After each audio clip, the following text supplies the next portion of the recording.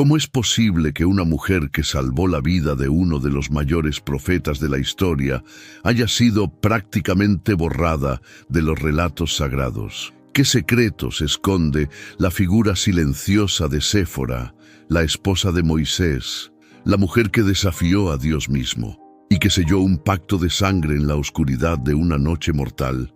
Esta no es una historia cualquiera. Es la historia de una mujer olvidada, una historia que la Biblia menciona en susurros, pero que contiene una de las claves más poderosas del destino de Moisés y del plan divino para liberar a un pueblo entero. Hoy abriremos el velo del misterio. Hoy conocerás la historia prohibida de la esposa de Moisés. Moisés estaba roto. Había matado a un egipcio, traicionado su identidad y huido como un criminal. El desierto no solo era su refugio, era el lugar donde debía morir el hombre que fue para que naciera el hombre que sería. Y fue allí, entre el polvo ardiente de Madián, donde la vio por primera vez. Una mujer cerca de un pozo, defendiendo a sus hermanas de los pastores abusivos. Una mujer que no esperaba ser salvada, pero que también salvaba. Séfora no era una mujer común.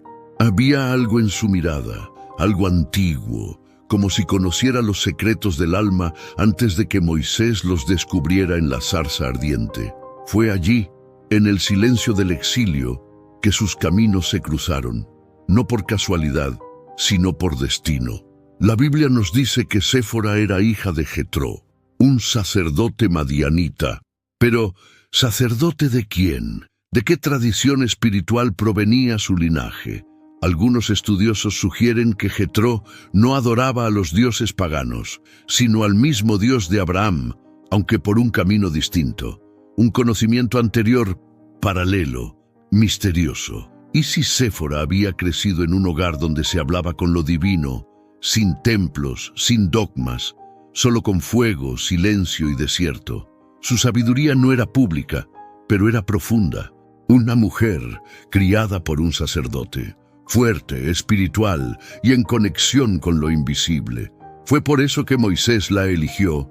¿O fue Dios quien la eligió para Moisés? Séfora no era simplemente una esposa, era un alma con fuego, con una mirada firme y con un silencio que hablaba más que 1000 palabras. Ella no necesitaba milagros para creer. Su fe no venía de plagas o tablas de piedra, venía del desierto, del contacto íntimo con la tierra, los ciclos, la sangre y la vida. Mientras Moisés aprendía a escuchar la voz de Dios en lo alto del Sinaí, Séfora ya había aprendido a escucharla en lo cotidiano, en el nacimiento de un hijo, en el viento que cambiaba de dirección, en la intuición que le hablaba desde dentro. Era una mujer de fe activa, una mujer que sabía cuándo callar, pero también cuándo actuar, y un día tuvo que hacerlo. Moisés, camino a Egipto, obedeciendo el llamado divino, y de repente la presencia de Dios, no como guía, sino como amenaza. Y aconteció en el camino que Jehová le salió al encuentro y quiso matarlo. Éxodo 4:24. ¿Por qué? ¿Por qué Dios, que lo había elegido, ahora deseaba su muerte? La respuesta no vino de Moisés, vino de Séfora. Ella no gritó, no esperó instrucciones. Tomó una piedra afilada, circuncidó a su hijo y tocó los pies de Moisés con el prepucio sangrante, un acto sagrado, brutal, inesperado, un pacto sellado en sangre, un ritual ancestral que ella, y solo ella, comprendía. Y entonces Dios se retiró. La muerte pasó de largo, y Moisés vivió, pero no por su fe, sino por la acción espiritual de una mujer que la historia casi ha olvidado. A primera vista, o gesto de Séfora parece extraño, un ato sangrento, brutal, quase impensável. Mas, e se fosse mais do que um ato físico? Séfora toca os pés de Moisés com o prepúcio do filho, dizendo: "Certamente, tu me eres um esposo de sangue." Não era só uma frase, era uma declaração espiritual, uma reconsagração. Um pacto antigo sendo restaurado por mãos femininas, Na tradição hebraica, os pés muitas vezes simbolizavam algo mais, inclusive a intimidade, a linhagem, o legado. Séfora, em silêncio, entendeu que a linhagem de Moisés precisava ser marcada, precisava carregar o sinal do pacto com o Deus de Israel, ou tudo estaria perdido. Ela não esperou uma ordem, ela sabia. E esse saber não vem dos livros, vem da alma. A história dá um giro surpreendente mais adiante. Em Números 12, lemos que Miriam e Aaron, a irmã e o irmão de Moisés, se rebelaram contra ele por causa de sua mulher cusita. Quem era esta mulher cusita? Era Séfora, descrita como etíope por sua tez mais oscura? ¿O estamos frente a otra mujer, otro matrimonio que jamás fue explicado? Sea quien sea, el texto revela algo perturbador. Miriam y Aarón no la aceptaban. Se sentían incómodos con ella, la cuestionaban por su origen, su raza, su papel, y Dios no guardó silencio. La nube divina descendió. Miriam fue castigada con lepra, blanca como la nieve, como un símbolo de la arrogancia de juzgar a otro por su color o linaje. El mensaje era claro: Dios no comparte el prejuicio humano, y esa mujer, sea Séfora o no, tenía un lugar sagrado en la historia de la salvación.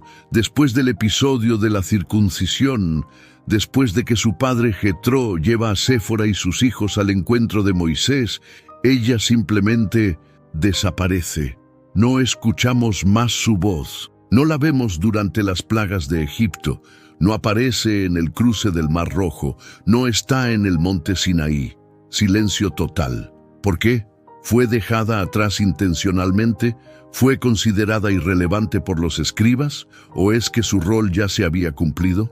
Porque a veces los grandes actos espirituales no necesitan escenario. Séfora hizo lo que debía hacer, selló el pacto de sangre, protegió la vida del profeta, y quizás eso era todo lo que el cielo le había pedido. Pero lo que hizo, aunque callado, cambió el rumbo de la historia sagrada. Jetro, el suegro de Moisés, no era cualquier hombre, era sacerdote de Madián, un guía espiritual, un sabio del desierto. Cuando visitó a Moisés, observó cómo éste estaba agotado, juzgando al pueblo día y noche, y fue él quien le dijo: «No está bien lo que haces, te vas a desgastar, y el pueblo también». Le enseñó a delegar, a confiar, a organizar, y Moisés obedeció. Pero aquí hay algo más profundo. ¿No es probable que Séfora, su hija, ya cargara esa misma sabiduría? Que en las conversaciones íntimas con Moisés, ella ya venía sembrando semillas de claridad, equilibrio y discernimiento. Séfora no solo era esposa, era hija de un sacerdote, y también fue canal de una sabiduría antigua que ayudó a construir una nueva nación. Séfora no era israelita. Su sangre no venía de Abraham, Isaac ni Jacob. Era madianita, criada en una cultura distinta, con símbolos distintos, con rituales antiguos, pero aún así, fue ella quien selló con sangre el pacto en su hijo. Fue ella quien comprendió el lenguaje de lo sagrado, cuando incluso Moisés, el profeta, quedó paralizado. Séfora caminaba entre dos mundos, el mundo del Dios de Israel y el mundo espiritual profundo de los pueblos del desierto.